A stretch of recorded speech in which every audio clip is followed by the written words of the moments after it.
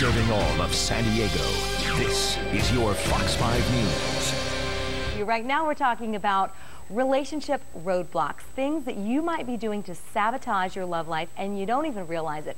Take a look at this scenario. From cold shoulders to silent treatments. Baby, can we talk about this? Are you guilty of testing your lover? You love me. Launching the game. Touchdown! Yeah! Maybe you're blatant or more passive. Me too.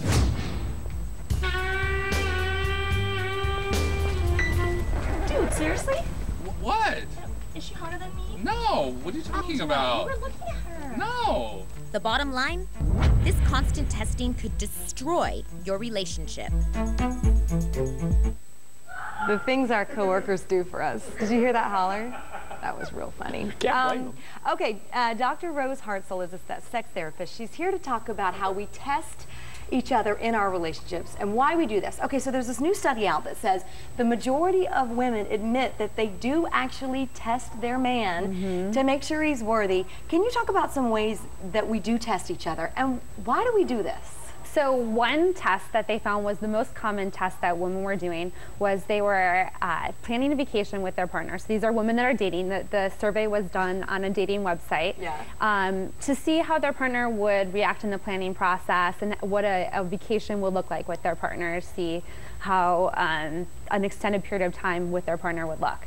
So now this isn't necessarily the best test, first because in the beginning of a relationship you're still learning each other. Some people need more sleep than others and stuff. And so conflict during this part doesn't necessarily mean that you're going to have a nice long marriage or relationship or not. It just means, do you travel together well on the first time? Or Right.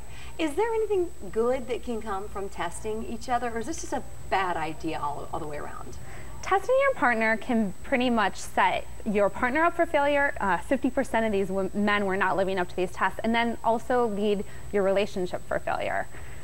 You say that your partner is not your parent, so quit doing that. What do you mean by that? Talk about that if you would. So a lot of times women will test their partners to get to a need that's not met in terms of so for instance, they're feeling insecure. And so instead of saying, you know, honey, I'm feeling insecure, they will give their partner the silent treatment and then wait to see if their partner is going to continue to ask them. So this is similar to when you're a child, you have a son, you're anticipating all of his needs. You know, you're giving him food. Okay, I think he needs a diaper change. I'm going to change his diaper.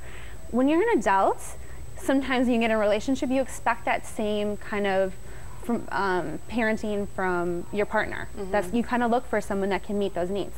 But your parent or your partner is not your parent. Right. They're your equal. And so you, as an adult, have to figure out what needs do you need met? What are you missing? And then be able to communicate those needs to your partner so that they can provide those to you. And my guess is they would rather you communicate those needs than secretly test them behind the scenes. Right. Okay, that is important because that leads to my next question. What can we do in place of these tests? And you just mentioned communication is key. Right. Stop testing, start asking. So ask yourself, what test, when you're doing that test, what are you trying to prove or disprove? What are you setting him up for failure for? Right. So, for instance, the example I was giving before, you know, if you're feeling insecure, you know, hey, honey, I don't know what's going on. I've been feeling really insecure lately.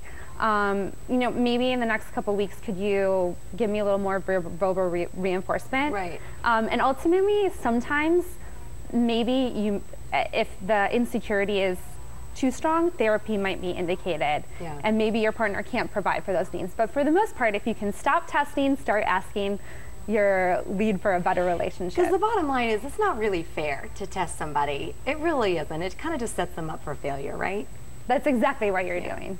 All right, thank you so much for being here, you. Dr. Rose. We love having you. If you would like to get in touch with Dr. Rose HARTZELL, you can do so at San Diego Sexual Medicine Alvarado Hospital. All you have to do is go to our website, fox5sandiego.com, click on that Seen on tab. Raul, do you ever get tested? Does this ever happen?